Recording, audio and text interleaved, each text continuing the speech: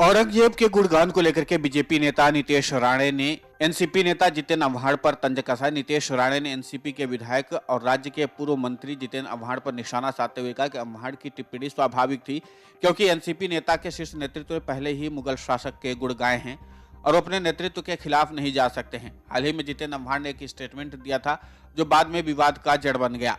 उन्होंने कहा कि औरंगजेब क्रूर था लेकिन हिंदू द्वेषी नहीं था, क्योंकि वह ऐसा था तो विष्णु मंदिरों को भी नष्ट कर देता। अव्हाड़ का बयान विपक्ष के नेता अजित पवार के विधानसभा में यह कहने के बाद आया है कि मराठा राजा संभाजी ने अपने जीवन में कभी भी धर्म का पालन नहीं किया। एनसीपी नेतृत्व पर हमला बोलते हुए नीतीश राणे ने कहा, अपने चचा यानी कि शरद पवार के नक्शे कदम पर चलते हुए भतीजे अजित पवार तक का मानना है कि छत्रपति संभाजी महाराज धर्मवीर नहीं थे।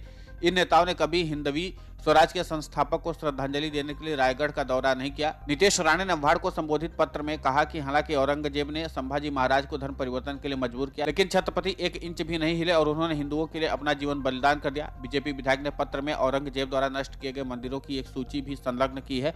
उन्होंने कहा कि वो इस तथ्य से अवगत है कि जितेन अव्हाड़ द्वारा मुगल साम्राज्य में अंधविश्वास के कारण इस सच्चाई को भी नजरअंदाज किया जाएगा। औरंगजेब द्वारा नष्ट किए गए मंदिरों में सोमनाथ मंदिर, कृष्ण जन्मभूमि मंदिर, काशी विश्वनाथ मंदिर, विश्वेश्वर मंदिर, गोविंद देव मंदिर, विजय मंदिर, भीमा देवी मंदिर, मदन मोहन मंदिर, 64 योगिनी मंदिर, एलोरा मंदिर, त्र्यंबकेश्वर मंदिर, नरसिंहपुर मंदिर और पंढरपुर मंदिर शामिल है। नीतीश राणे ने कहा कि उन्होंने मुगल शासक द्वारा नष्ट किए गए केवल 13 मंदिरों को सूचीबद्ध किया है।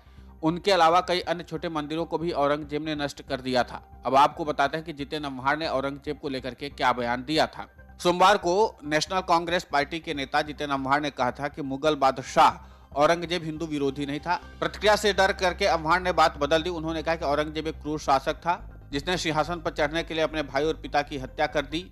अव्हाड़ ने कहा कि छत्रपति संभाजी सरदेसाई वाडा संगमेश्वर में थे। उन्होंने कहा कि औरंगजेब को यह सूचना किसने दी, यहीं पर असली इतिहास निहित है। जितेन ने बताया कि उसे बहादुरगढ़ लाया गया जहां उनकी आंखें निकाल दी गईं। उन्होंने बताया कि बहादुरगढ़ किले के करीब एक विष्णु मंदिर था। अगर औरंगजेब हिंदू द्वेषी होता तो विष्णु मंदिर को भी तोड़ देता। पूर्व आवास मंत्री ने कहा कि मेरा विचार है कि इतिहास में वापस जाने का कोई कारण नहीं है, क्योंकि इससे नए विवाद समाज के बीच में बढ़ते हैं। वो पिछले शुक्रवार को राज्य के विधानसभा में छत्रपति संभाजी पर विपक्ष के नेता अजित पवार की टिप्पणी का बचाव करने की कोशिश कर रहे थे, जहां उन्होंने कहा कि मराठा राजा ने अपने जीवन में कभी धर्म या फिर धर्म का पालन नहीं किया या समर्थन नहीं किया।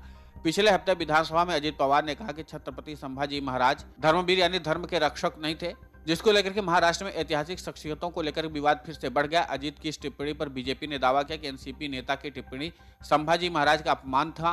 संभाजी महाराज के बारे में कथित टिप्पणी को लेकर के सोमवार को भारतीय जनता पार्टी के कार्यकर्ताओं ने महाराष्ट्र के नेता अजित पवार के खिलाफ नासिक समेत कई जगहों पर विरोध प्रदर्शन भी किया था। लेकिन अब इस पूरे बयान को लेकर के देखना दिलचस्प होगा कि आखिर बीजेपी और एकनाथ शिंदे गुट क्या फैसला करता है, इस पर क्या प्रतिक्रिया देता है।